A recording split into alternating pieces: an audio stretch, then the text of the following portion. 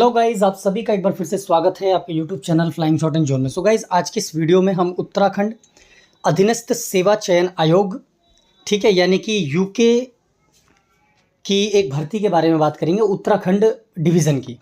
देखिए, इस वैकेंसी में स्टेनोग्राफर की लोअर पोस्ट से लेकर एक अपर पोस्ट यानी कि जो आपकी प्राइवेट सेक्रेटरी की पोस्ट है उसकी वैकेंसी निकली है, एपीएस एडिशनल प्राइवेट सेक्रेटरी, ठीक है।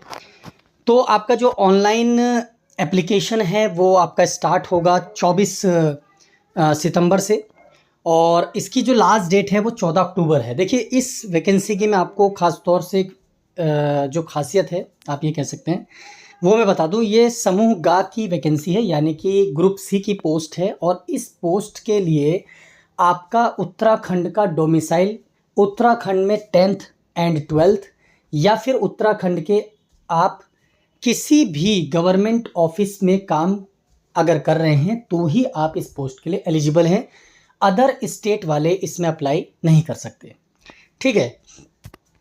ठीक है, वैकेंसी की बात कर लेते हैं। तो देखिए, वैकेंसी बहुत अच्छी खासी है। 2 चरणों में आपका एग्ज़ाम होगा, ठीक है। पहला आपका जो रिटन एग्ज़ाम होगा, उसके बाद आपका स्किल टेस्ट होगा। चलिए, वैकेंसी की बात करें तो 3 वैकेंसी आपकी है अपर निजी सचिव, जो राज्यपाल सचिवालय में है, ठीक है। बहुत अच्छी पोस्ट है और डिपार्टमेंट राज्यपाल ऑफिस है, तो बहुत अच्छी बात है ये भी।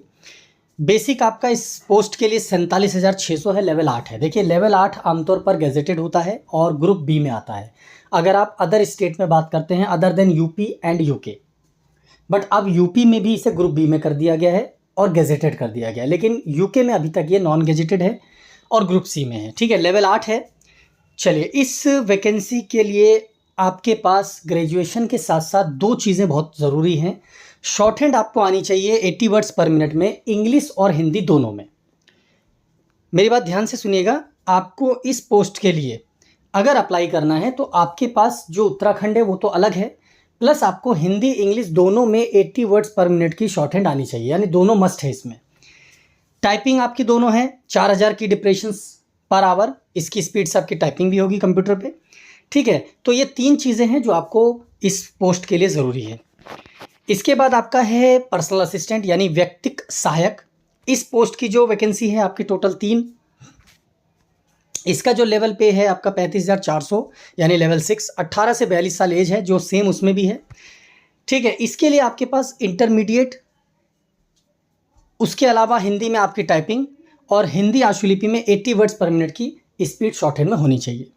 अंग्रेजी की जो टाइपिंग है और अंग्रेजी की जो शॉर्ट हैंड है, उन व्यक्तियों को अधिमान मतलब एक वरीयता दी जाएगी जो दोनों में पास होंगे, ठीक है।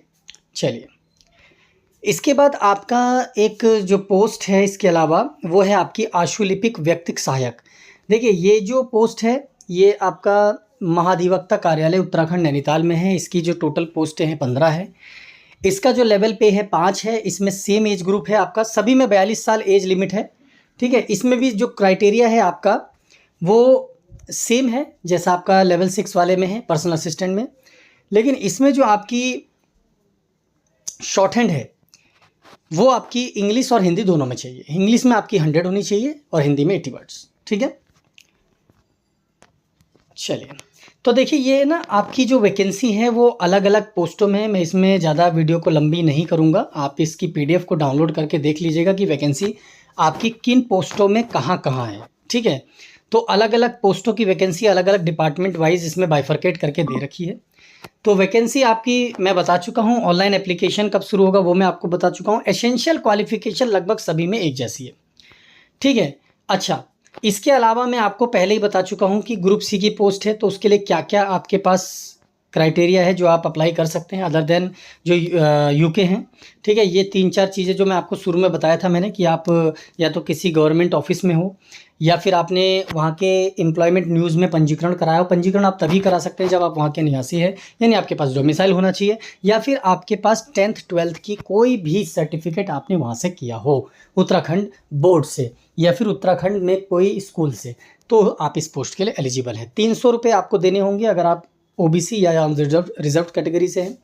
बाकी अगर आप रिजर्व कैटेगरी से हैं तो आपको 150 रुपये एप्लीकेशन फ़ीस है, जो नॉमिनल लगता है मुझे, कोई ज़्यादा भी नहीं है। तो चलिए मोड ऑफ सिलेक्शन की मैं बात कर लेता हूँ इसमें। तो देखिए मोड ऑफ सिलेक्शन मैं आपको पहले ही बता चुका हूँ कि इसमें 2 स्टेज होने वाली हैं, ठीक है।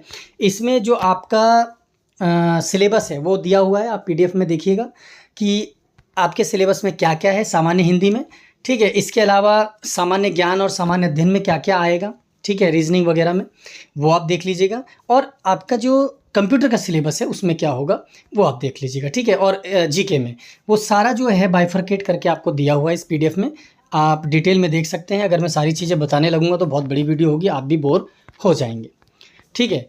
चलिए, तो आपका जो मोड ऑफ सिलेक्शन है वो मैं आपको पहले ही बता चुका हूँ कि 2 ही स्टेज में होगा। आपका पहले जो है एग्ज़ाम होगा, ठीक है, और उसके बाद आपका जो है स्किल टेस्ट कराया जाएगा जो कि क्वालिफाइंग नेचर का होगा।